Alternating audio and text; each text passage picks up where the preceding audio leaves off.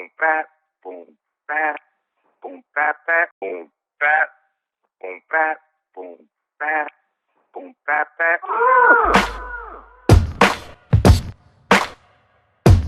Hi, I'm Nyesha McCauley, and you're watching AccessTV.org.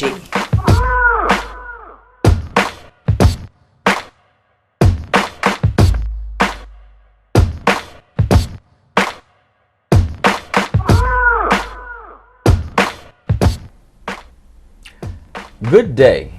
I want to thank all my viewers for tuning in to the show, The Truth Hurts with Darrell, the show that we explore the essential truths of a matter. On today's show, we're going to be continuing our conversation on a very important topic that we featured on the last show. And that topic is absentee parents, the missing link. And that's a topic that affects a lot of people in the United States of America and a lot of families, absentee parenting. So we have a very special guest today who's a parent. And would you like to introduce yourself to our viewing audience? Hi, everyone. My name is Lael Williams, and I am a parent, like you said. And I'm a performing artist. Kind of it right now. Well, Lael, I'm glad that you came on the show, The Truth Hurts with Darrell, and you're going to discuss this topic with us. You mentioned that you yourself actually happened to be someone who actually experienced life with an absentee parent. Is that true? Yes, that's true. Mm-hmm. I would say my absent parent was my birth father. I call him my birth father because he's the person who helped create me. So he gets the title birth father at this moment. I do remember him a little bit in my life, and I do remember him leaving out of my life. And it did have an impact on me, especially when he left. And then also, of course, the time that he was there, that impacted me as well. So, yes.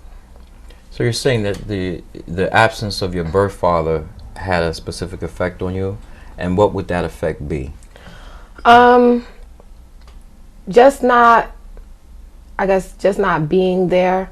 Always wondering about him, wondering if he's wondering about me, if he's thinking about me, if he cares or wants to know about me. When I was very young, he left, so at that time, those are the things that went through my mind, because I do remember him being there, and then all of a sudden he was not there.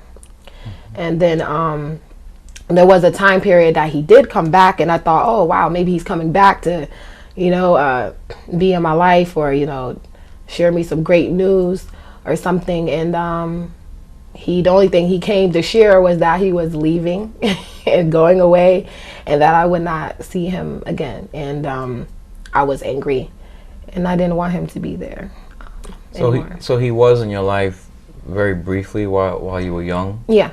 And so you had communication with him? Did you ever try to reach out to him? I mean, as a child, I communicated with him. I remember sitting in his lap. Like, the memories I have of my father, they're like snippets of a movie. Like, that's how it kind of plays for me. It's nothing continuously going, moving through my life. It's just like these little snippets, and that's all I really have to grasp of him. That's kind of how those snippets are what how I look at him. Mm-hmm. How he's portrayed in my life, and that's how he's portrayed. He's just snippets in my life. When did you know that he wasn't going to be actively in your life? I remembered him in and out. I guess when my mom introduced me to my father, who I call my father, and my dad, he raised me. He was there through everything that I was going through from that time up.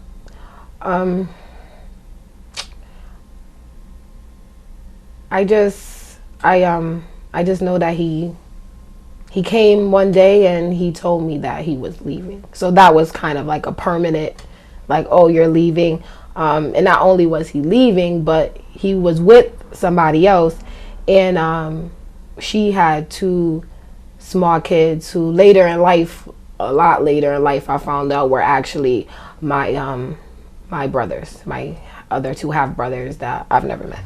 Do you recall having feelings when you were a young girl about his absence? Like, did you have any particular feelings as a young girl?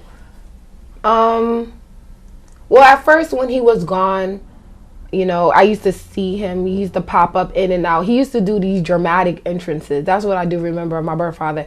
He has these dramatic entrances into my life. Like, I used to tell people I'd have to watch my back. He could probably pop out of a garbage can for all of I know, because that's how he would, you know, come. I guess that was his way of trying to see me or check on me or whatever. And he just would pop up out of these random places. So I at first really wasn't concerned with him not being there, because I guess it was kind of normal. I was always with my mother. My mother took me to school with her, classes. I was always with her. So when he popped up, it was more like, oh, okay, he's just, you know, popping up. I do know this guy. He was there. He's the first guy I do remember around my mother, you know, and he's my father, that I'm told. So, you know, that's kind of it. But Did you make efforts to communicate with him when you were a young girl? Was there any way you try to reach him, communicate with him? Well, when he was gone, and this is when my father, who raised me, was in my life, I used to make Father's Day cards every Father's Day. One for my father, who was raising me, and one for my birth father.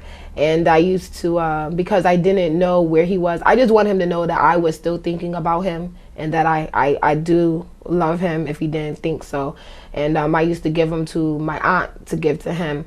After, I think, maybe 3 years of doing that, I kind of just gave up, because he wasn't responding, and he wasn't coming around, and I didn't see him. And it kind of, like, I guess to me it was like a final stamp on he's not going to be in your life, and to really just give up on trying to get to know him or see him or wonder about him, because he doesn't care. That's kind of how I took it. He's not coming. He's not writing. There's no thank you, you know, for me, you know, even thinking about him, because I felt like I didn't have to. So pretty much his non-response to the birthday cards and the birthday Father's Day cards. It was Father's Day cards that you cards, gave him. yeah. Really put a stamp on you to realize that he wasn't really going to be involved. Yeah.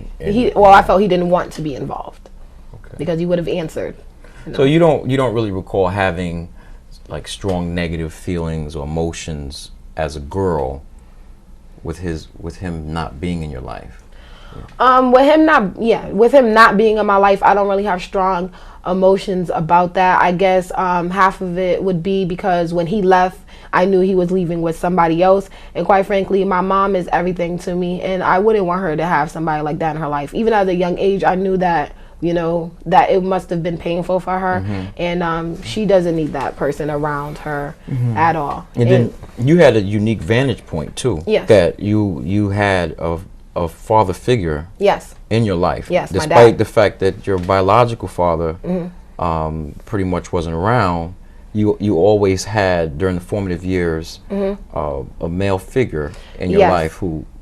Yes, my father. I call him my father, my dad. That's how I, you know, explain the two. If I'm talking about both of them or one of them, I might say my birth father. Clearly, that's the person who helped, you know, in birthing me. But yes, my dad was there. He was there for me. He was there through all the things that a young lady could go through while growing up.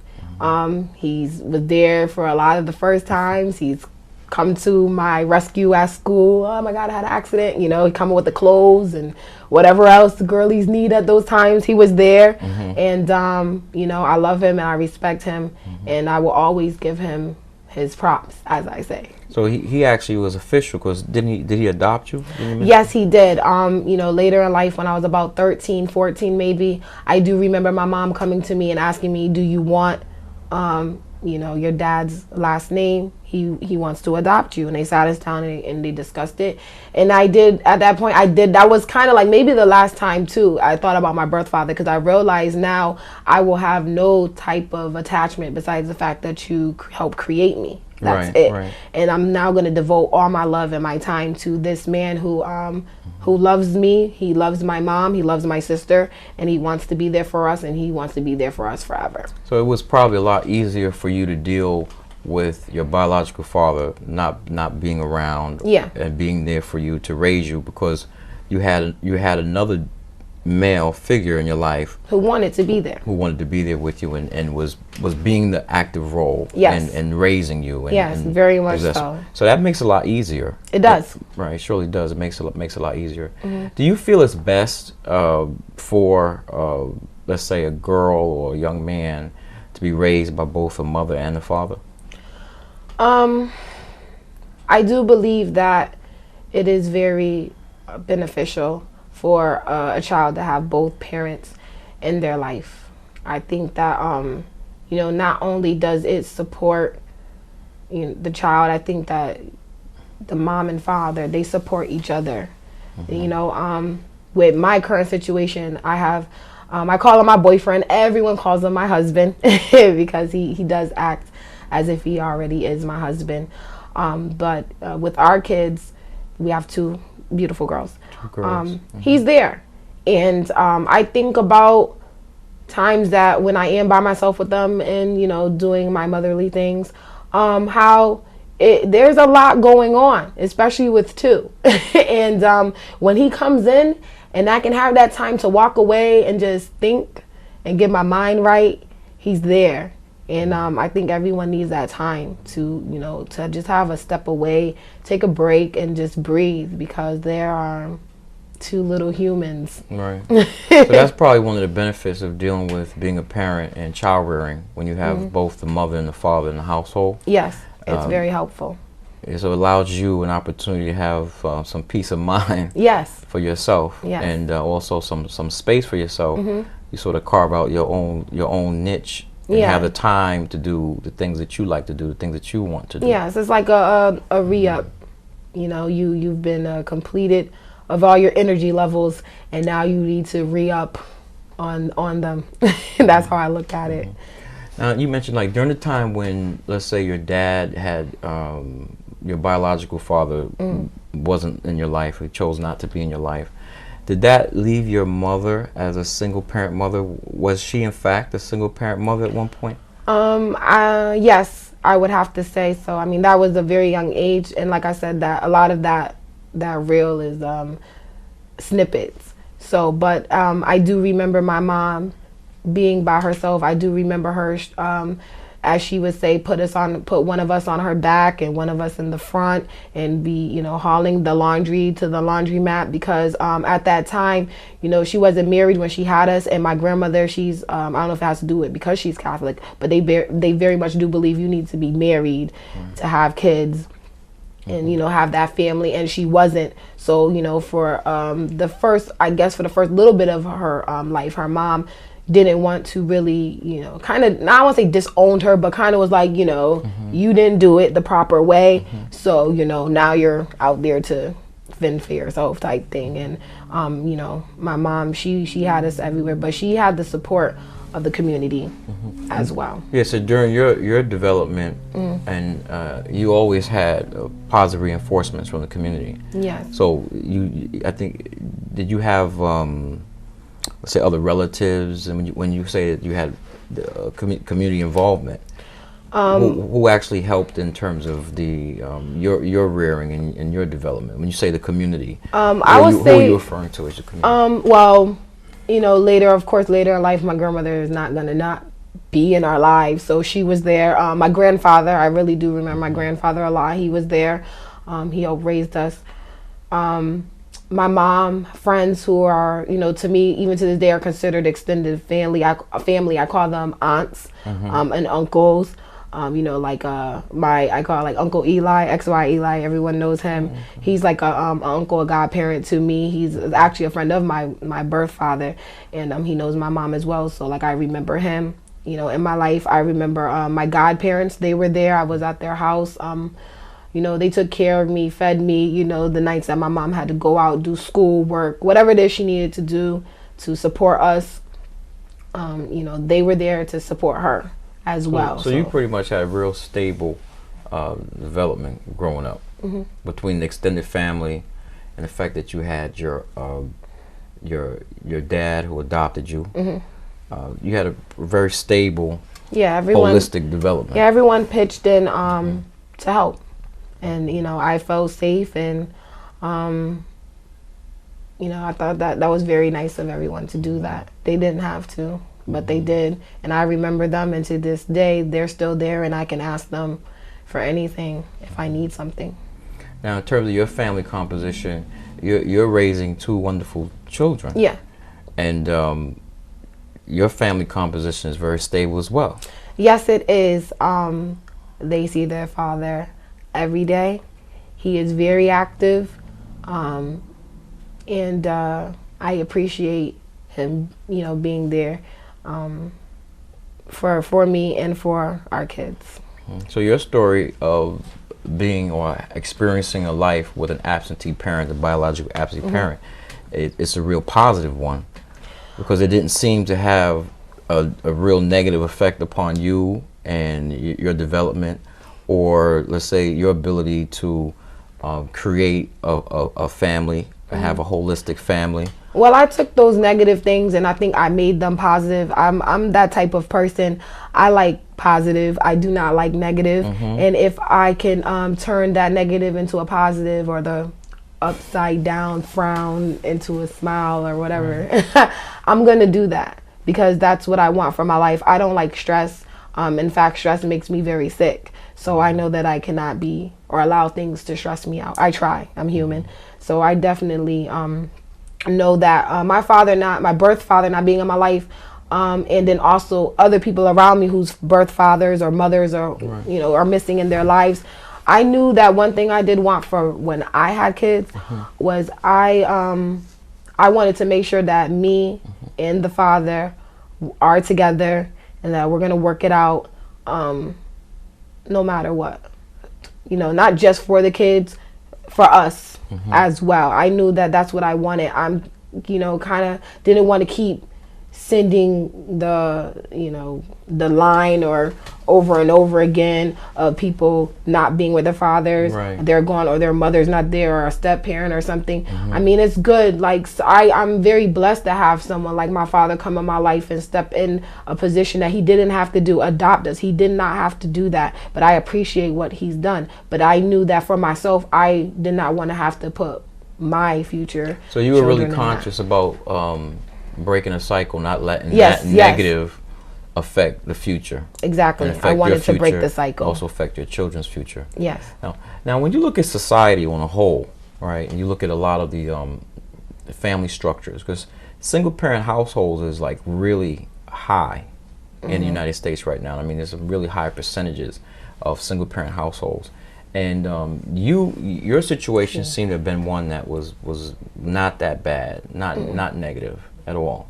Now, but when you look at the society and you see the number of single parent households, and there are a lot of families that are not really, you know, stable, and there are a lot of young people who don't have the vantage point, or the vantage point of having both a mother and a father in the household.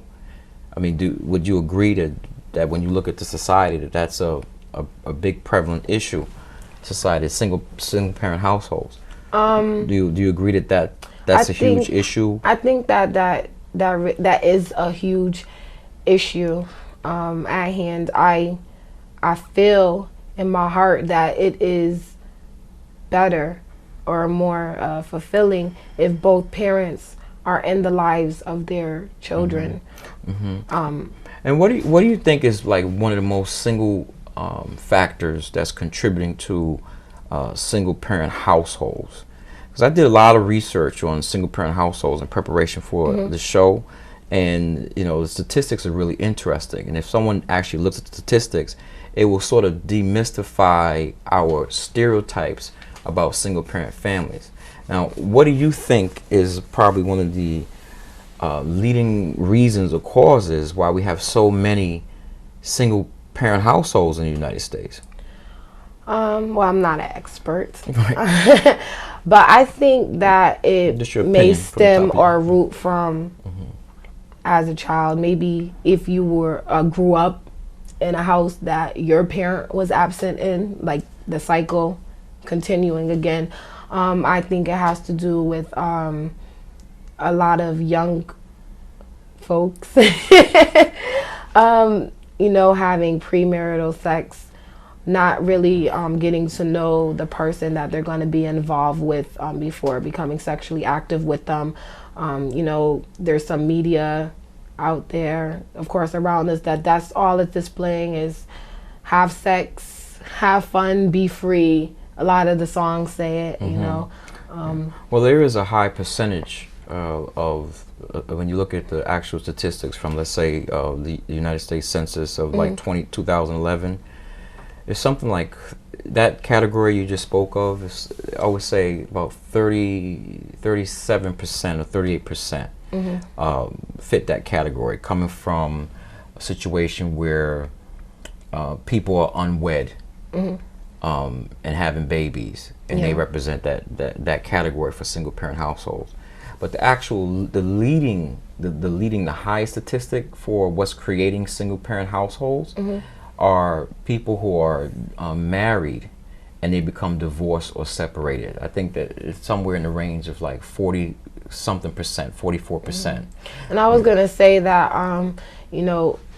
now that you're speaking about the parents who do have divorce, because my parents eventually did divorce. I'm not sure what goes on in everyone's relationship, Right. but I do know for myself that once I make that decision to be married, even with my boyfriend, I told him that I want us to be together, not because we have children together, but because we want to be together. Right. We are making a conscious decision that we want to be together. We want our kids to see how a man treats his his woman, the mother, and how mommy or a woman treats her man. Communication Right. is really, really big. Just being honest, in the relationship. If you're not being honest, especially by the time you get married, I think that you're setting yourself up kind of for disaster. Right. Because in hurt and pain, I've kept it, as they say, 100 with my boyfriend, even Just being honest with him.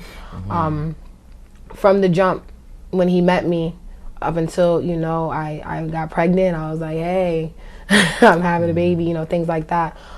Just being honest. It can hurt. Would you say that couples actually, firstly being committed to each other, having a certain level of understanding and chemistry, liking one another, and then coming to a place where they get married? I think that maybe part of the solution to try to have more stable households where you can break the cycle of single parent families and absentee parents would be if more couples or people who are dating actually could commit to one another and be loyal and get married. But strikingly, and particularly in the African American community here in the United States, African Americans actually represent one of the lowest numbers for like ethnic groups for marriage.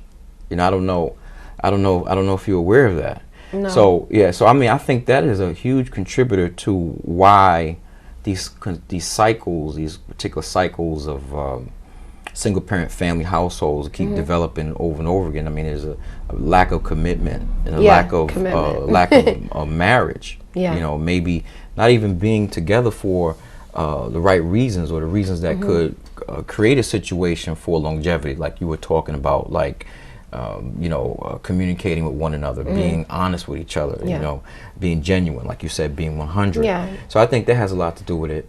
I think another factor that it seems to contribute to a lot of single parent households and absentee parenting is pure abandonment. You know, you have a lot of situations where men are not taking on the responsibility of staying and being committed to the woman who's having their children. Yes. You know, or they're having multiple babies, you know, with multiple different types of women. Yes.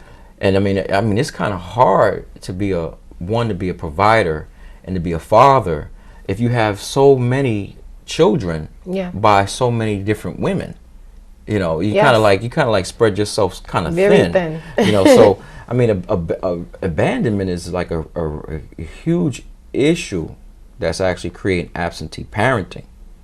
You know, and you know, I'm not an expert neither, but you know, that's something in terms of trying to understand the issue to be aware of and ask yourself. Well, I ask myself, well, why? You know, why is this happening? Why are people doing what they're doing? Why are men abandoning women and abandoning their children? You know, that's a whole, that could be like another conversation. Another conversation. Well, topic. I mean, I do know that these things are happening, and I guess from my standpoint, because I was aware that these things are happening, I made sure consciously for myself that I didn't want to be caught up in the storm of the statistics, I guess you can say. I, for myself, decided when I have a family with someone, I'm going to make sure that we're going to work it out to the fullest. We're going to try to our fullest. I'm not going to duck and run. Oh, we had an argument. Oh my God, let me just get out and be out there and just, you know, do some other stuff that, you know, probably will not be helpful, could add more damage to, you know, the argument or the problem. You know, I don't really argue with my boyfriend. There really isn't an argument. One, we don't want our children to see that. And even when they do see raised, you know, levels and voices, they're definitely like, Mommy, you know, they get concerned, don't yell or whatever. And, you know, I'm like, you know what? You're right. So you seem like you make a lot of real conscious decisions to try to keep your relationships, you know, positive. Yes. And I think that's very commendable. It's not. I don't want to give off the vibe like, oh, it's just so easy, you can do it. It's work, but you have to want to do the work. And some people, they don't want to do it. They want to make excuses. What's one thing that you and your boyfriend do that really helps the relationship? Let's say you have a conflict, you know, or you two have a disagreement.